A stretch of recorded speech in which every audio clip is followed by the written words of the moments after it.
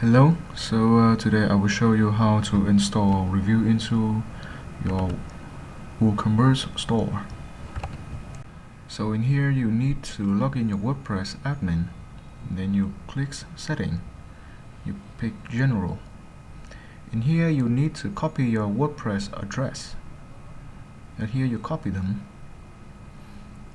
and then you open Setting of Ryviu, and then you click on Connect Now. In here you choose the platform, which is WooCommerce, and you paste the URL in here, and then you click Install Now. And here you click Approve. So that is the install of WooCommerce into your Ryviu store.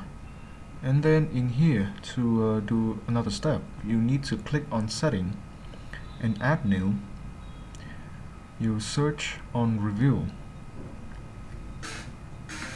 and here is click on Ryviu, and you click on Install Now. Wait for a few seconds for them to install. In here you click on Activate. Yes, so in here you can check that if you're done installing Ryviu. So you can see the plugin into your store is also installed. In here, so when you need to check, you click Visit on your store.